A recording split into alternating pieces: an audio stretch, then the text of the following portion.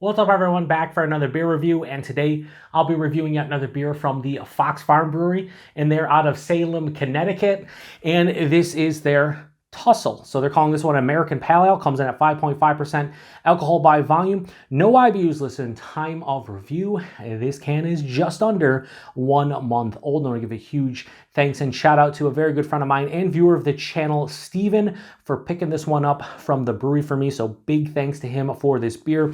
He was coming to the 2022 Beer Tuber Palooza, and he was making a stop at Fox Farm the day before, and he was like, hey, if you guys want anything from Fox Farm, make an order. Use me as a proxy, and that's what I did. Picked up, I think it was 9 different beers, and yeah, this is the second that I am reviewing from them. It's a nice 5.5% American Pale Ale. They're using, for the hops, they're using HBC 586, Mosaic and Simcoe, and that's all I really know about it, so solid, hopefully, anyway. So yeah, it has a haziness to it, but it's not hazy as crazy as some of the beers that I've had from them, some of their hop-forward beers.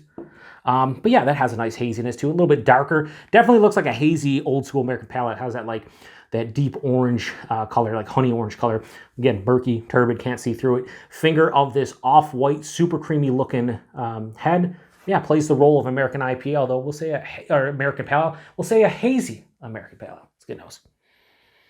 Whew, this has... This smells to me like the transition when breweries were going from old school American IPAs and American Pale Ales, and they started transitioning into like Vermont style, right?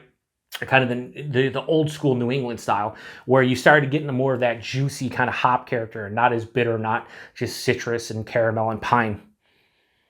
Has a big pronounced orange note to it. Yeah, I'm saying orange, a little bit of like a red grapefruit, like or a ruby red grapefruit, pink grapefruit, stone fruit, peach, apricot. And then there, from the Mosaic, I would think along in conjunction with the Simcoe, I'm getting this really nice dank, almost cattiness. This is the I very rarely get that like real big dank. A lot of people will say, you know, cat pee from the Simcoe, or they'll say cattiness, or it just has that like real big dank quality. I'm getting that a little bit, and it's very rare for me to get that. I'm getting it here. A little bit of pineapple. Yeah, as it's opening up, that's getting a little bit more fruit-centric, fruit-forward. I just spit everywhere. It's great times. It smells really fucking good. It smells like it's going to be super refreshing. It's a little bit of like a base, like almost crackery kind of Pilsner malt. Yeah, it smells really good. Let's get into it. Cheers, everybody. Thanks again, Steven, for picking this up.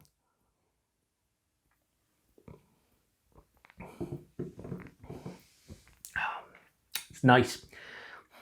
Very light, solid.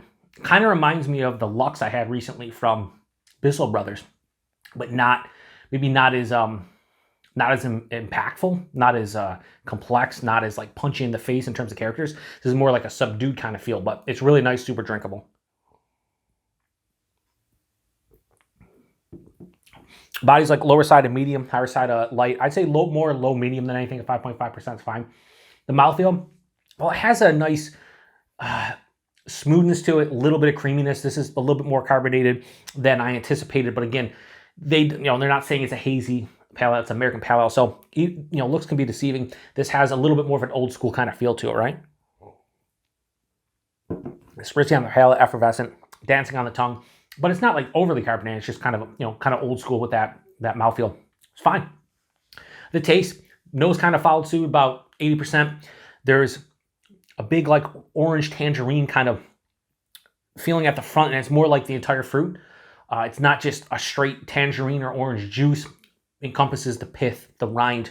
There's a little bit of like an orange zest thing. Little after that, pink grapefruit, and then I hit with like a peach, apricot, pineapple, like intertwining. Maybe a touch of like a honeydew melon. The root character in the taste a little bit more complex on the nose, but it's hard to pinpoint because they're just jumping around. Halfway to 2/3 way through the palate, it's where the this is semi to full on dry with a mild to moderate bitterness. The bitterness isn't that big, again mild to moderate, but the dryness is like full on dry, so makes it infinitely more drinkable. As you take a sip, and you get all that sweet malt character with the hop kind of flavors dancing on your tongue, the fruitiness. You kind of are hoping that the back of the palate kind of balances it out to some degree, and it does. 5.5%. You can't really tell because you shouldn't. And yeah, this is just a good American pale ale. Like this is one of those beers where if I lived locally and I was in the mood for a sub 6% hop forward pale ale, yeah, I'd buy a couple cans of this at the brewery, maybe a 4-pack, and just be like, hey, this is good. When I don't want something high ABV, I want some nice flavors, and I want something that has a good balance and is very sessionable, this would be that beer. Really good stuff. It's not mind-blowing. And I didn't anticipate it being mind-blowing. It's just a pale ale, but at the same time, it's a really good pale ale. So price point, or I didn't even do the rating. Fucking price point. Let's just jump. We could, but we're not going to. So Tussle from Fox Farm. I have no problems giving this. I think the most appropriate score I could give this one is a 4 out of 5. Like, that's where this lands. It's a well-made, good, tasty, enjoyable American pale ale. Nothing more, nothing less. Price point, availability. This can, the beauty about Fox Farm, and I know recently I also went to Fiden's, the fact that they sell individual cans is what I love. And this was $3.75 a can. So if you bought a 4-pack, you're talking $15 4-pack. Yeah, I mean, most breweries, whether it's Other Half, which I buy a lot of stuff from, or just breweries like that, pale ales typically are in the $14 to $16 range. So this is like smack dab in the middle. It's a fine price point. I mean, sure, I'd like to see it a little bit cheaper, but I'd like to see everything cheaper. You can't always get what you want.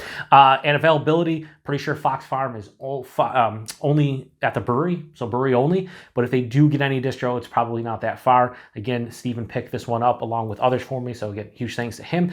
So if you've had this one before or anything from Fox Farm, post in the comment section. I've had a lot of good feedback about Fox Farm since I've been posting their beer since last year. A lot of people can get their hands on them. There's a lot of different people that just enjoy their stuff, and I am one of them. And I have some other non-hop forward stuff from them, some lagers. I have a barrel-aged Imperial Porter with honey. I have a mixed culture peach beer that's aged in peach brandy barrels, like a lot of cool shit. So over the next couple months, you'll see those reviews. Anyway, thanks, Steven. Thanks, everybody. Stop by for another beer review here on the Beer Patrol. Till the next one. Cheers.